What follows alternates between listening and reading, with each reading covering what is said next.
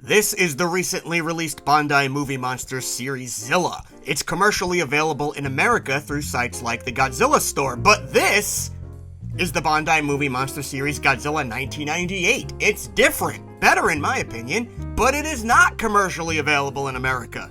And that's where Bai.jp comes in. This is the service that lets you shop Japanese shops and auctions from your home in Paramus, New Jersey. Or wherever you live. Because even with services like HobbyLink Japan and the US Godzilla Store, there's still so many Godzilla collectibles that the easiest way to get them is through Bai. Here's what you do. You click the link in my description, and you start a free account today. You get instantly credited with 2,000 yen of free money to start shopping. You can find this Godzilla and immediately just take over $10 off the price. And this is just one example of why collectors should use the Bai tool. Another example is that I often see stuff listed on eBay for hundreds of dollars, and then I'll find the same item listed on Bai for much less. That just happened to me with this little Goji stuffed toy. It was over $100 on eBay, but the same guy had the same toy listed on Bai for about 20 bucks. Bai.jp is the real deal. If you collect, you want this website in your corner. Click the link below and sign up today. It is free to join. And enjoy the video. Playtime! Yay! At this point, I've done many videos covering 1990s Godzilla toys from the company Trendmasters, and a lot of those toys I've talked about have something in common. Whether they were monster figures, G-Force, micro battle playsets, bendies, eggs, they came with a trading card. In fact, it got to a point where there were so many Trendmasters trading cards for Godzilla that you could call it a series. But tracking this series is a challenge. The cards are all over the place. Old art was reused for new toy lines. Some cards, for whatever reason, are incredibly rare. Some cards weren't even finished. So today we're gonna sort through everything about the Trendmasters Godzilla trading cards. And much of what I'm sharing comes from Vincent Ottebre, who's the first person I know to make a serious effort to catalog all of these cards. He's also spoken to many former Trendmasters employees and shared their insights with me. So when it comes to these cards, Vincent's the guy. Thanks, MIB. Hi everyone, I'm Vincent Ottebre, and a few years ago I headed a project with many other passionate collectors to make a digital archive of almost every known Trendmasters Godzilla trading card. These cards were very important to me growing up, and I'm very proud to have helped prevent them from becoming lost media. We have over 50 cards scanned in high resolution, and even some new ones made by yours truly using unreleased Trendmasters artwork. Trendmasters Godzilla toys came with cards almost from beginning to end. The only Godzilla toy line to not get cards was the line for the 1998 TriStar Godzilla movie. The early Trendmasters card art comes from Newton Butch Burcham. According to former product designer Jeff Bergeron, Butch concepted, drew, inked every card up. Not sure who colored them originally, but it was most likely Joe or Lorenzo. Packaging took them over from there, and they put in backgrounds and the stats on the back. According to Mr. Bergeron, before Trendmasters had their own copywriter, the packaging department would come to his team to figure out what to put on the backs. After all, it's not like they could just hop on the internet and visit Wikizilla. Jeff's team gave them whatever magazines and books they had. And that's how we got these biographies that are faithful to the movies almost to a fault. I often joke about how bizarre these summaries sound if you've never seen the film it's referencing, which at the time, few Americans had. Many of the cards were written by Brian Weinstock, and Frank Lutz did the digital art and layout. So let's start at the beginning in 1994 with the first Godzilla line, King of the Monsters. This kicked off the whole card series thing with card number 1. Godzilla. And in the beginning it was simple. Monsters would come with a card of who they were. But what about battle set things? That's okay, we've got versus cards too. The G-Force releases had their own cards, which I covered in detail in their own video, so we're gonna skip those guys today. In the Trendmasters Godzilla lore, the traditional Godzilla is green, and the black version is Supercharged Godzilla. Look, Supercharged Godzilla even has his own trademark icon.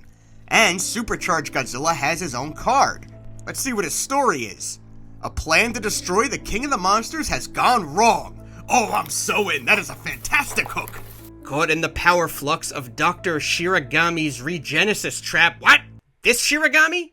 Ooh, extended lore. More monsters would join the King of the Monsters card rotations: Gigan, Biolante, Batra. For their battle pack sets, Trendmasters made a whole bunch of cards that only came in those sets and nowhere else, and they all became uncommon. Like Supercharged Raging Godzilla. You take the Supercharged Godzilla from before, and you add Rage. What happened? Gigan strikes Supercharged Godzilla. That's it, that's all that happened. Gigan drew blood, and Godzilla went into a rage. He looks like a cat to me. Supercharged Nuclear Godzilla. Thundering Godzilla. Supercharged Thundering Godzilla. Battling Godzilla. Battling Supercharged Thundering Nuclear Godzilla. As Jeff stated, the art from the cards is from Newton Butch Burcham. Butch shared with us how he got the gig. He says, when Trendmasters had an ad out and I sent in samples, and Brian called me in to interview for a top secret project. The Godzilla trading cards were the project. Wow! A chance to work on the most famous character in the world.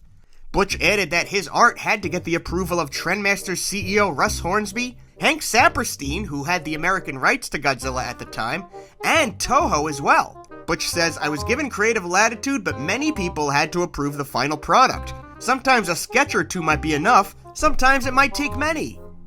In 1995, Trendmasters kicked off their Godzilla Wars themed figures. It was an incredible amount of reused art, but now with a Godzilla Wars template.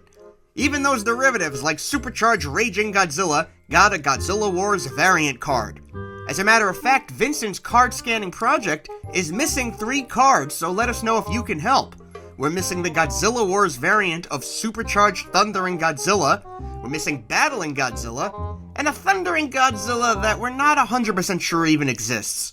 Godzilla Wars had plenty of new guys though. Card number 1 this time is Space Godzilla, the big bad of the toy line. We got Mogira, we got the power-up versions of the monsters. These cards give you no hints as to who powered them up. You're on your own for this one. According to Jeff Bergeron, Godzilla and Rodan power-up was concepted by Lorenzo Lizana, and I did Mechagodzilla and Mechaghidorah. I thought it was a bit silly at the time, but there were so many toy lines out there with such power-up features. Godzilla Wars would also bring in 3 monsters who were infamous for their bodybuilder physiques: Megalon, Varan, and Baragon. And the information on the cards is true enough, so good on them. Jeff says, we always tried to design stuff as close to the movie as we could, but as Butch will tell you, they would say, more muscles, more veins, more menacing. Ridiculous. You'll have to remember Spawn was big around this time, and it wasn't called Trendmasters for nothing.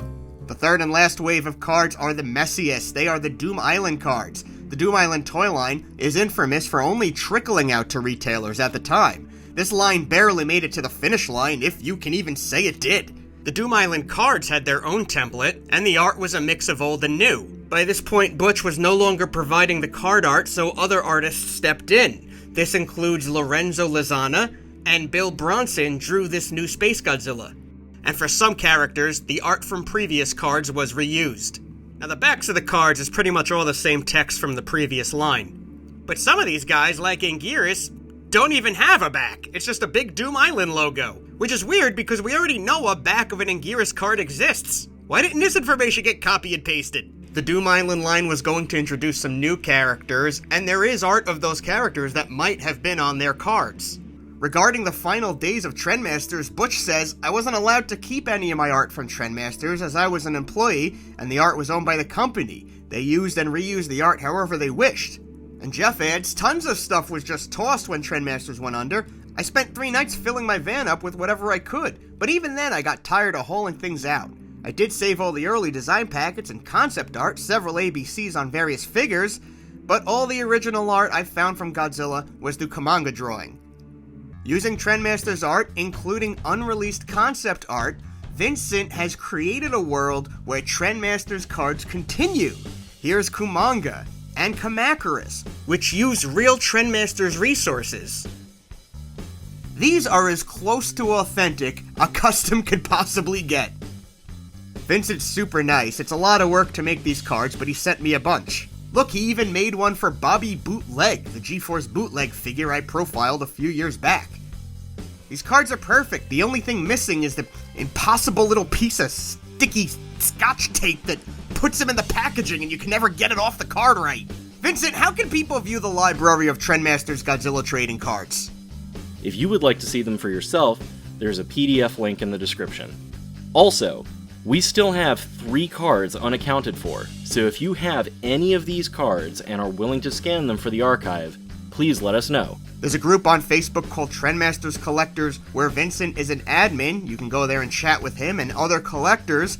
You could even chat with some former employees of Trendmasters who pop in from time to time. Share your thoughts and memories on the Trendmasters trading cards below. It's too bad they didn't do this for the Gamera line. What do you think? Goodbye.